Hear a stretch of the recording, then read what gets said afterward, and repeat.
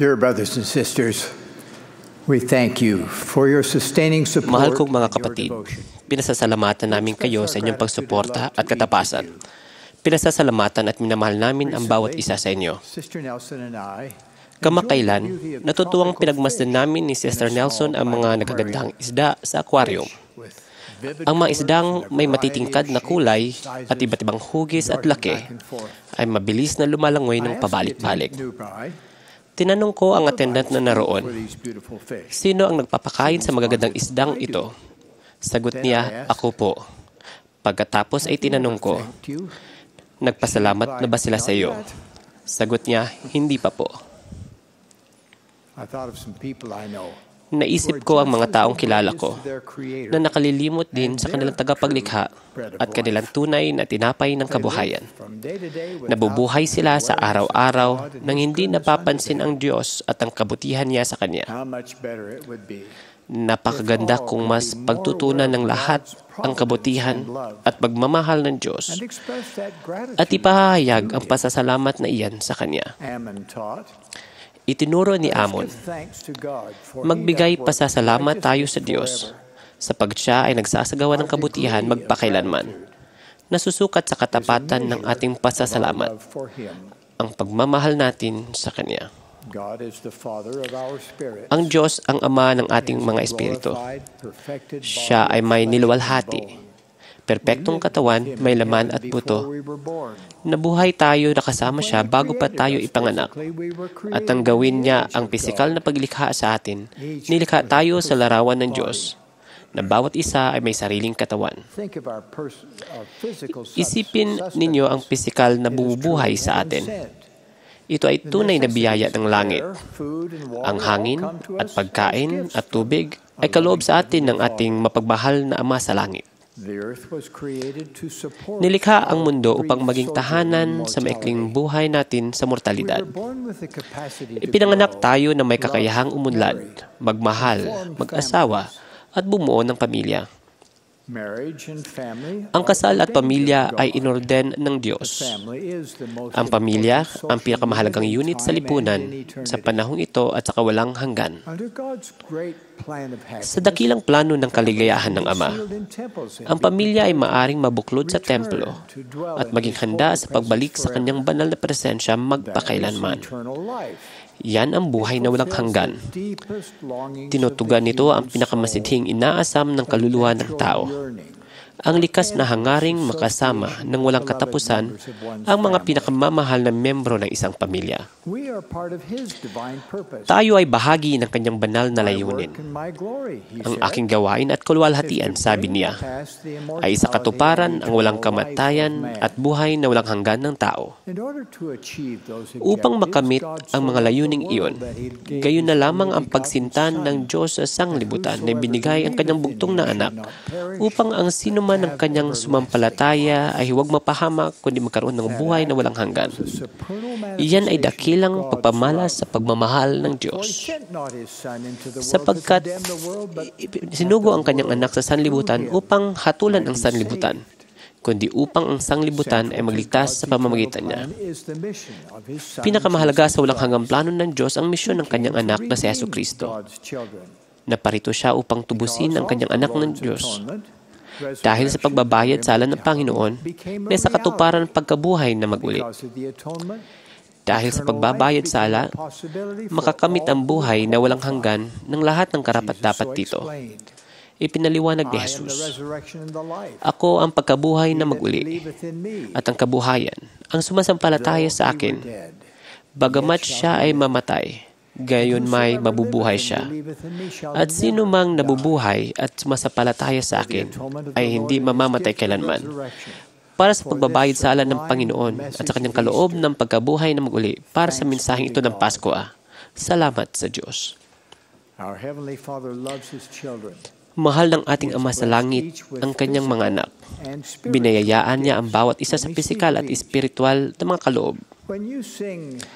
Tatalakayin ko ang bawat isa pag inawit ninyo ang ako ay anak ng Diyos. Isipin ninyo ang katawang ipinagkaloob niya sa inyo. Ang maraming katangian ng inyong katawan ay nagpapatunay sa inyong banal na katangian. Bawat bahagi ng inyong katawan ay kamangha-manghang kaloob ng Diyos. Bawat mata ay may kakayahang mag-focus sa tinitingnan nito. Kinukontrol ng nerves at kalanman ang dalawang mata para makalikha ng three-dimensional image. Nagkakonekta ang mga mata sa utak, nagre-record ng mga bagay na nakikita.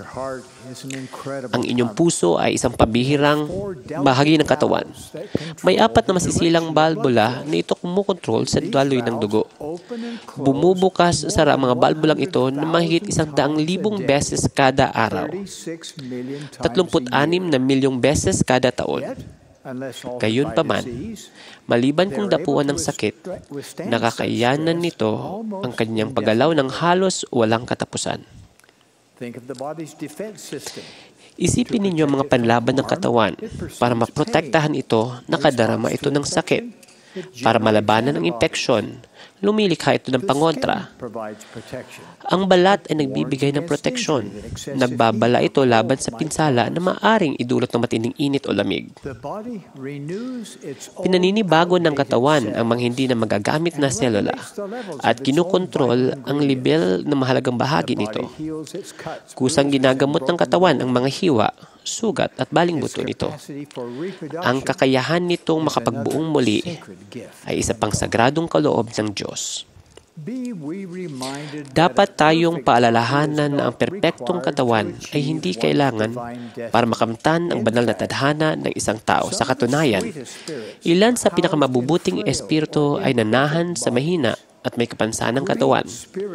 Ang malakas na espiritualidad ay karaniwang tinataglay ng mga may kapansanan dahil na rin sa pagsubok na dulot nito. Sino mang nag-aaral tungkol sa komposisyon ng katawan ng tao ay tiyak na nakikita ang Diyos na ang gumagalaw sa kanyang kamahalan at kapangyarihan. Dahil pinakikilos ang katawan sa ilalim ng batas ng langit, anumang paggaling ay nagmumula sa pagsunod ng batas na iyon kung saan nakasalalay ang pagpapalang iyon.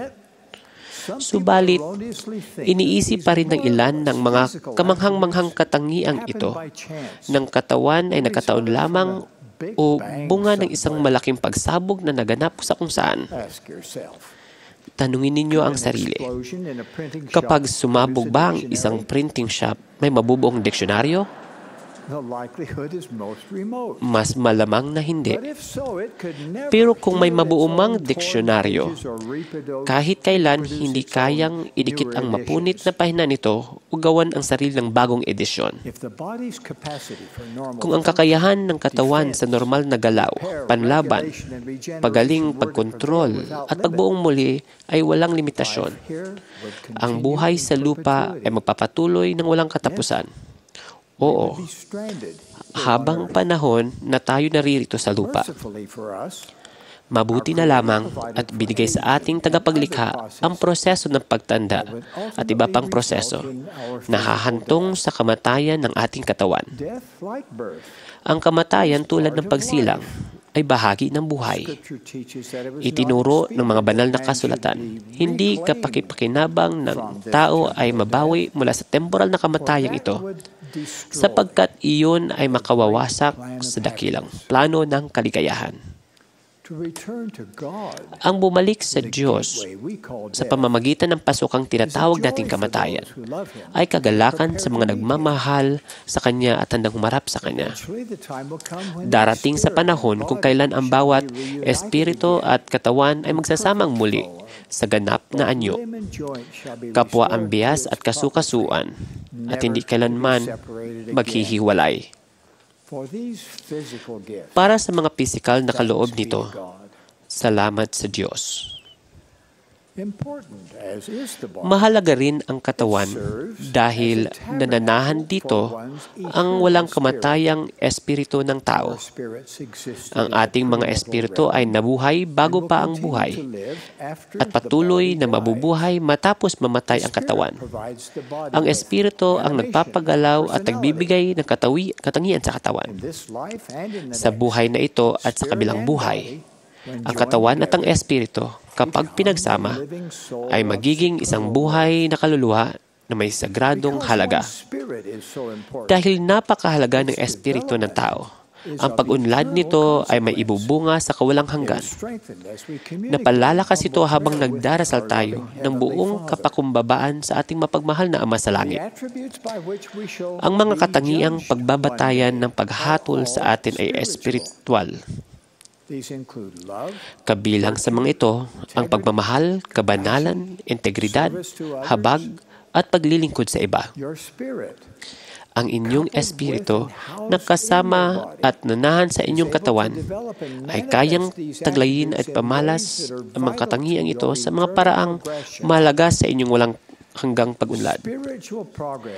Ang espiritual na pag-unlad ay natatamo sa pamamagitan ng pananampalataya, pagsisisi, binyag, kaloob ng Espiritu Santo, sa pagtitiis hanggang wakas, kasama na ang endowment at mga ordinansa sa pagbubuklod ng banal sa templo.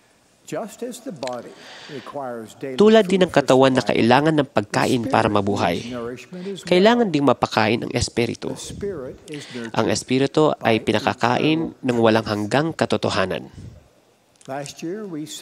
Noong nakaraang taon, ipinagdiwang natin ang 400 anibersaryo ng King James Translation ng Banal na Biblia at nasa atin na ang Aklat ni Mormon sa halos 200 taon.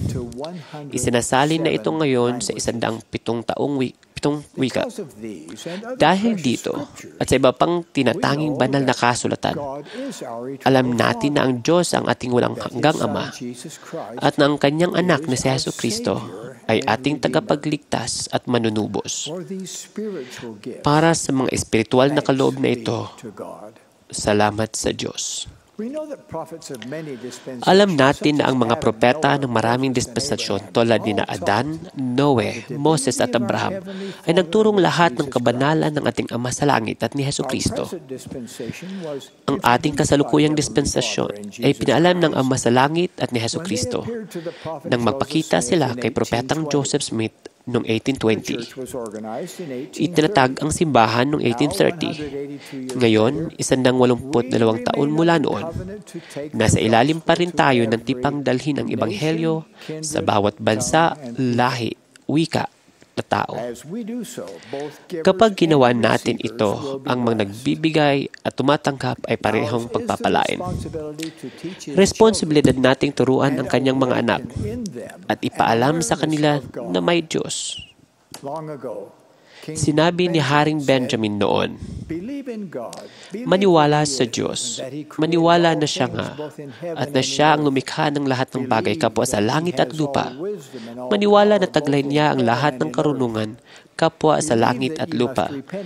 Maniwala na kayo ay kinakailangan magsisi ng iyong mga kasalanan at aliktan ng mga ito at magpakumbaba ng inyong sarili sa harapan ng Diyos at tumingin ng tao sa puso ng kayo ay kanyang patawarin. At ngayon, kung kayo ay naniniwala sa lahat ng bagay na ito, tiyaking ito ay inyong gagawin. Ang Diyos ay siya rin kahapon, ngayon at magpakailanman. Ngunit tayo ay hindi. Bawat araw, isang hamon sa atin ang kamtin, ang kapangyarihan ng pagbabayad sala upang magbago tayo ng totoo, maging mas tulad ni Kristo, at maging karapat-dapat sa kaloob ng kadakilaan at mabuhay ng walang hanggan sa piling ng Diyos ni Jesucristo at ng ating mga pamilya. Sa mga kapangyarihan, pribilehiyo at mga kaloob ng Ebanghelyo, salamat sa Diyos. Pinatotohanan ko na siya ay buhay, na si Jesucristo, at na ito ang kanyang simbahan. Ipinanumbalik sa mga huling araw na ito upang maisakatuparan ang banal na tadhanan nito. Pinamumunuan tayo ngayon ni Pangulong Thomas S. Monson na ating minamahal at sinasang-ayunan ng buong puso. At sinasang-ayunan din natin ang kanyang mga tagapayo at ang 12 apostol bilang mga propeta, tagakita at tagapahayag. Pinatotohanan ko ito sa pangalan ni Jesucristo. Amen.